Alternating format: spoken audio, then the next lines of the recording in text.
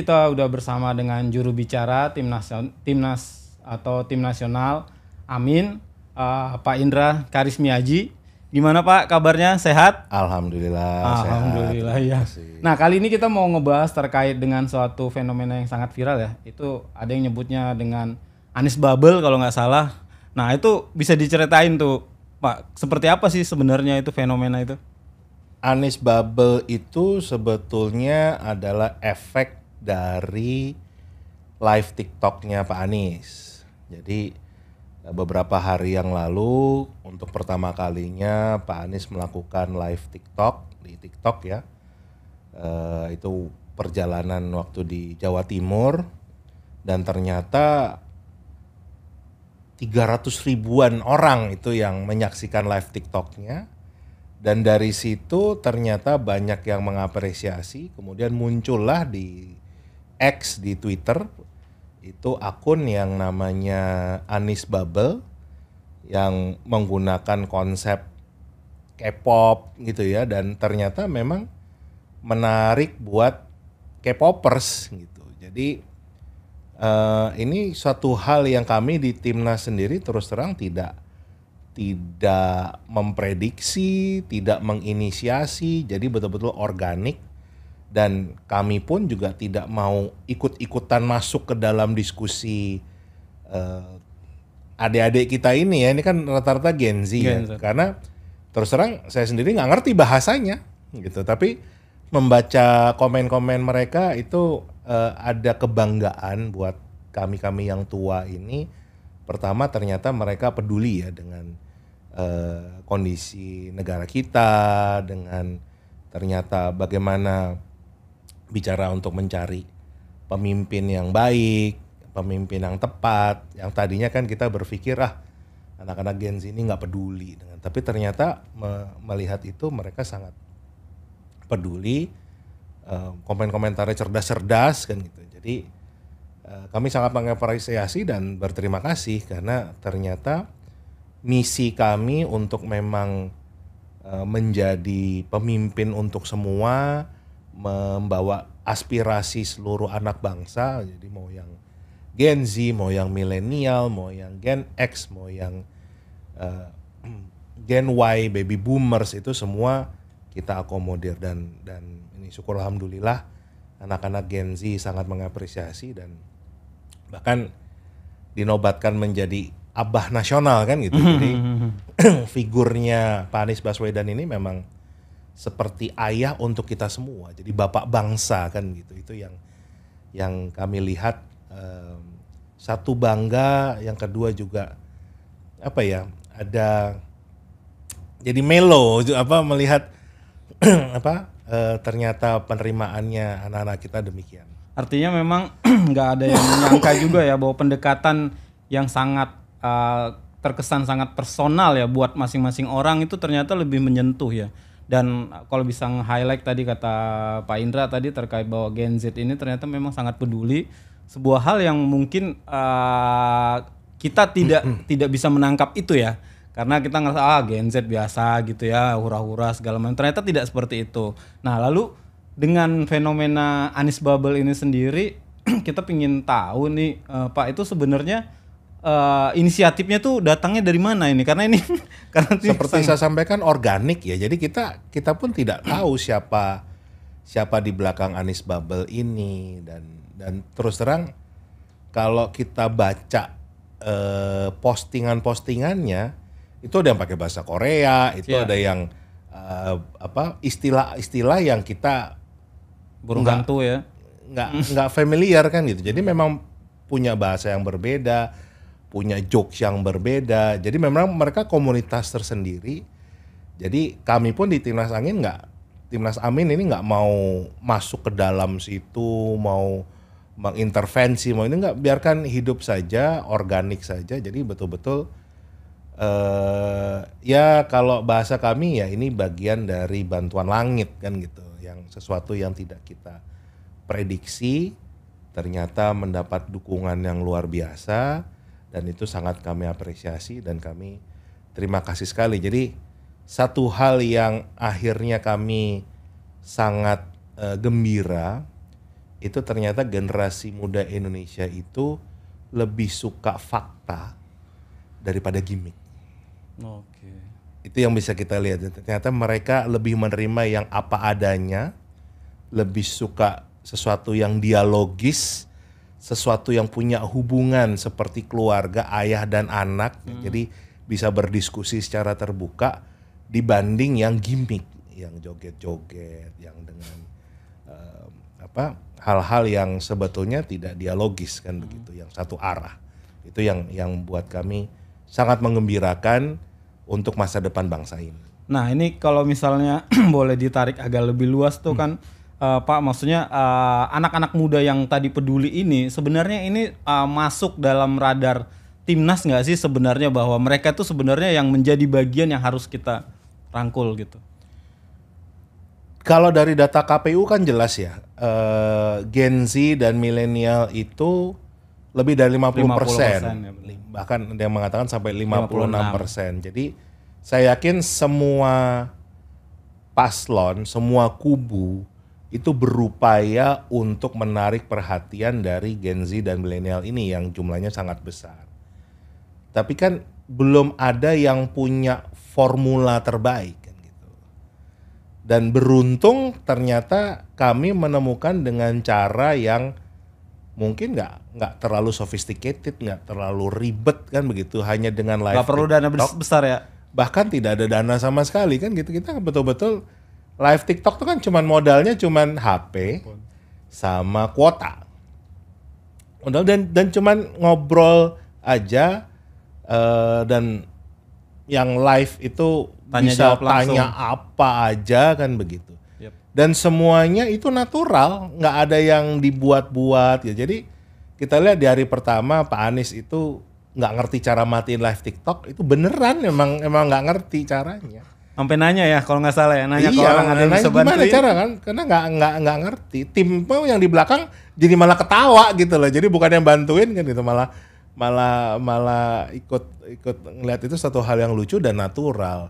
Yang hari kedua ada yang nanya kacamatanya etalase berapa? Ya. Itu di googling beneran loh sama Pak Anies gitu. Dia nggak tahu ya etalase, padahal tuh bagian dari TikTok Shop ya kalau nggak salah. Nah kan itu bagian dari kalau orang belanja di TikTok Shop kan seperti itu. Itu ketahuan memang Pak Anies nggak pernah belanja di TikTok, nggak pernah tahu. Tapi kan tidak ada upaya untuk menunjukkan jaga image, menjadi orang yang selalu paling pintar. Enggak, nanya beneran. Ini maksudnya apa sih? Googling bener, kok di googling nggak ada ya? Di Google nggak ada ya? Baru setelah sehari berikutnya baru tahu kan begitu. Maksudnya itu kan. Jadi cuman ngerjain doang. Tapi juga beliau nggak marah, beliau nggak ini, justru malah ketawa terus kan gitu loh. Jadi justru keakraban itu yang sepertinya sudah sekian lama hilang di bangsa ini. Jadi padahal itu di ruang virtual ya sebenarnya ya. Nah, kan ternyata era sekarang itu kita nggak harus bertatap muka, tapi bertatap maya itu yang namanya dialog tetap bisa dilakukan. Bisa dilakukan. Dan yang hari kedua itu 420.000. Iya, dan jadi, saya ingat juga itu ada yang nanya, boleh nggak Pak kita manggil Pak Anies dengan sebutan Abah? Abah. Nah itu kan gimana itu? Kalau saya pribadi tidak heran, karena kebetulan saya menyaksikan dengan mata kepala sendiri tanggal 24 Desember 2023 yang lalu, malam Natal. Pas malam Natal, saya ajak Pak Anies itu untuk mengunjungi sebuah panti asuhan Katolik dikelola oleh biarawati Katolik di daerah Semarang. Oh. Jadi kalau buat kami, tapi itu nggak ke cover media ya Pak waktu itu ya?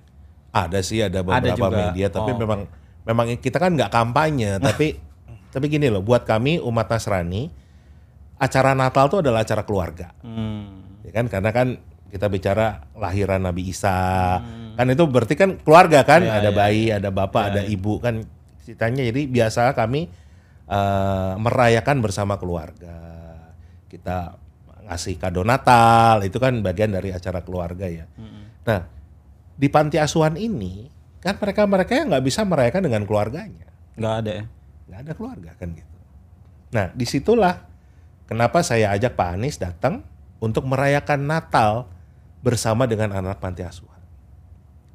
Dan di tempat itu terjadi keakraban yang luar biasa, padahal ini pertama kali mereka bertemu. Kalau untuk Pak Anies itu juga pertama kali. Pertama kali bertemu dengan anak-anak. Natal di panti asuhan. Natal di panti asuhan sepertinya juga baru pertama kali. Oke. Gitu. Ke beberapa panti asuhan yang dikelola oleh saudara-saudara yang Muslim sering. Tapi yang Katolik, yang Kristen dalam acara Natal itu seumur hidup baru kali itu. Dan berjalan nyaman saja. Dan menarik di tengah-tengah acara itu terjadi setelah Bu Ferry, Bu Anies itu membacakan dongeng buat anak-anak sebagai bagian dari kado Natalnya. Nah kemudian anak-anak itu memanggil Bu Ferry sebagai bunda. Dan kemudian mereka minta izin, Pak Anies boleh nggak kami memanggil Bapak ayah? Bayangin loh, itu baru dalam hitungan beberapa jam saja bertemu, hanya makan malam bersama, tapi terjadi keakraban. Jadi auranya Anies Baswedan itu memang ayah untuk kita semua. Jadi nggak heran buat saya kalau beliau tuh dipanggil Abah Nasional. Karena memang beliau menjadi seorang yang ayah yang sangat baik, ayah yang sangat bijak, ayah yang sangat cerdas gitu. Tapi nggak pernah menggurui, nggak pernah. Jadi betul-betul akrab lah. Idaman lah kan gitu lah. Iya. Jadi ayah idaman kan gitu. Jadi itu yang kelihatannya juga ditangkap oleh adik-adik Gen Z, bahkan yang Alpha ini kan juga melihatnya seperti itu. Jadi buat saya nggak kaget, tapi ya bersyukur kalau ternyata bisa ditangkap dengan audiens yang lebih luas lagi. Ini sama sekali bukan apa ya, maksudnya bukan sebuah rekayasa ya berarti Pak ya? Sama sekali semua proses yang dilalui oleh Timnas Amin itu nggak ada yang rekayasa. Karena kami juga nggak punya anggaran untuk merekayasa apapun. Jadi semuanya harus organik, semua harus apa adanya, termasuk desak Anies itu kan dibebaskan mau bertanya apa apapun saja, mau menghujat, mau apa bebas, nggak ada restriksi apapun. Menarik banget sih ini. Nah kalau selanjutnya ini kan kita waktu pemilihan kan nggak lama lagi ya. Paling cuma sekitar berapa minggu lagi gitu. Nah kalau dari tim nasional sendiri ini apa yang akan dilakukan gitu Pak untuk bisa memperluas lagi reach yang ada sekarang ini gitu?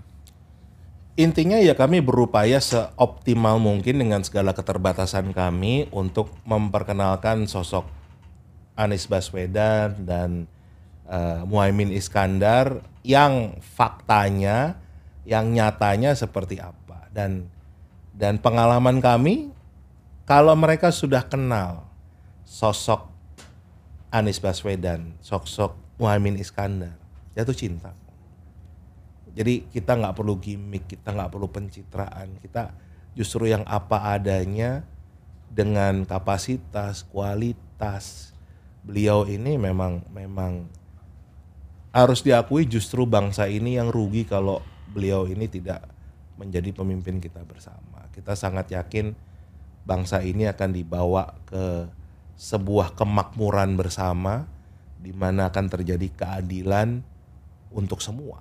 Jadi tidak hanya kelompok tertentu, mau generasi Alpha merasakan keadilan, mau generasi Z merasakan keadilan, generasi X merasakan keadilan, generasi Y, baby boomers, semuanya akan merasakan keadilan. Itu memang tujuan dari yang kami perjuangkan ini, dan semua suara, semua aspirasi akan kita tampung. Nah kalau sekarang itu kan banyak termasuk juga apa yang udah dilakukan sama Pak Anies gitu dan Pak Muhaimin. Sebenarnya yang dibutuhkan dalam waktu yang sangat singkat ini sebenarnya apakah pengenalan tokoh secara pribadi atau sebenarnya program? Karena kayaknya program ini kayaknya agak sedikit tertutup, itu gimana? Menariknya semua program yang ditawarkan di kubu Amin ini ada contohnya. Jadi bukan lagi sebuah janji, Based on tapi sebuah eskalasi kan gitu. Contoh ini yang hari ini ditawarkan di Sumatera Barat, misalnya membangun stadion internasional level FIFA. Contohnya udah ada JIS, ya kan? Jadi sudah ada. Mau bikin transportasi yang terstruktur, yang terkoneksi, Jaklingko sudah ada. Jadi semua program yang dibuat oleh kubu Anies Baswedan, Muhaimin Iskandar, kubu Amin itu bagusnya itu semua ada contohnya. Jadi bukan cuman sekedar janji, tapi bicara eskalasi dari titik DKI Jakarta akan diperluas menjadi nasional. Oke ya, itu menarik sih Pak. Itu kekuatan yang sangat besar sih. Nah mungkin Tapi kita kan juga ada kendala-kendala di mana banyak sekali fitnah, hoax, berita bohong tentang prestasi yang kita lakukan, dan itu justru malah tugas kami untuk memastikan tanggal 14 Februari nanti rakyat itu memilih berdasarkan faktanya bukan berdasarkan katanya. Itu tugas kami di Timnas Amin. Oke, Pak, ini ada karena kita berasal dari lokal, khususnya Banjarmasin gitu, Pak. Dan di beberapa kesempatan juga Pak Anies juga sempat menyinggung kan tentang Kalimantan Selatan, misalnya terkait dengan pengerjaan proyek kereta api di sana yang sebenarnya itu udah didengung-dengungkan jauh sebelum itu. Nah, kalau untuk Kalsel sendiri nih, Pak. Secara khusus bicara tentang Kalsel itu yang memang akan kita perbaiki adalah gedung-gedung sekolah. Itu karena banyak sekali gedung sekolah yang rusak di Kalsel. Bahkan saya melihat dengan mata kepala sendiri, nggak ada listriknya, ya kan? Kualitas bangunannya sangat memprihatinkan. Padahal dekat dengan lokasi pertambangan yang artinya buminya itu diambil kekayaannya, tetapi manusianya nggak dicerdaskan kan gitu. Itu kan tidak adil di sana. Jadi itu yang akan kita perbaiki. Kemudian tentunya nanti akan berhubungan dengan lapangan pekerjaan, ya kan. Jadi kita bahkan membangun Banjarmasin sebagai kota internasional di sana. Jadi orang nyari kerja nggak harus ke Jawa lagi, ya kan. Di Banjarmasin itu bisa menjadi pusat ekonomi di sana dan akan terhubung dengan kota-kota besar lainnya, dengan Pontianak, dengan Balikpapan, dengan tadi jalur kereta api yang menjadi standar untuk internasional juga kan, menghubungkan daerah-daerah yang cukup jauh itu cost-nya juga lebih murah dibandingkan hanya membangun satu titik. Itu yang kita berikan pilihan kan buat rakyat ini, mau bangun satu titik di mana rakyat Kalsel nggak akan merasakan, atau kita bangun salah satunya Kalsel berhubungan dengan tempat-tempat lain jadi semuanya merasakan. Itu kan bagian dari keadilan tadi ya. Oke, menarik Pak. Mungkin agak sedikit melompat ini Pak, sedikit aja. Kemarin itu kan dengan adanya kasusnya Pak Indra sendiri itu sebenarnya ada tendensi untuk melemahkan capres nomor 1 ini nggak sih Pak sebenarnya? Ya kalau kita bicara dari awal Pak Anies sendiri juga mengatakan kan, perjuangan kita itu bagaikan sebuah pendakian. Jadi sesuatu yang sangat berat.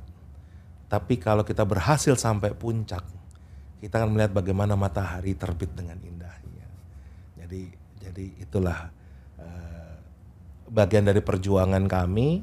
Apapun akan kami hadapi, tapi kami yakin yang kami perjuangkan ini adalah benar, yang kami perjuangkan ini adalah demi seluruh rakyat Indonesia, bukan untuk kepentingan kelompok tertentu.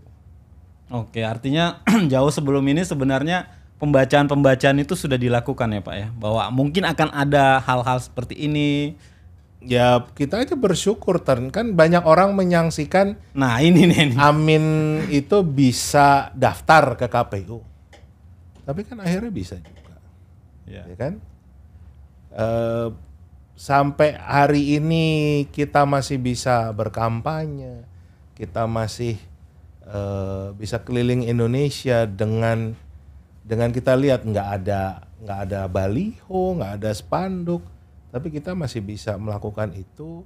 Bahkan tadi kan di diskusi pertama tiba-tiba anak-anak Gen Z ini kayak K-popers tiba-tiba jadi mendukung seorang Anies Baswedan. Peduli lah. Itu kan satu hal yang betul-betul Di luar dugaan. di luar dugaan kita, tapi itu mungkin bagian dari ikhtiar kita yang memang kita berupaya seoptimal mungkin apapun yang kita bisa lakukan kita lakukan, dan kita sangat yakin kalau kita berupaya pasti kita akan diberikan jalan. Oke, keren banget. Terakhir banget closing statement untuk jangan salah untuk 2024 pemilu. Ya, buat para teman-teman yang akan memberikan hak pilihnya tanggal 14 Februari, tolong pikirkan betul-betul karena apapun yang akan Anda lakukan, yang Anda pilih itu akan menentukan masa depan kita bersama. Jadi betul pilihlah mereka, karena yang dipilih kan bukan hanya presiden ya, ada juga anggota DPD, anggota DPR RI, DPRD. Pilihlah yang memang punya rekam jejak yang baik. Jadi pilihlah mereka yang memang menurut Anda menjadi yang terbaik untuk bangsa ini berdasarkan faktanya, bukan katanya. Jadi pelajari betul-betul.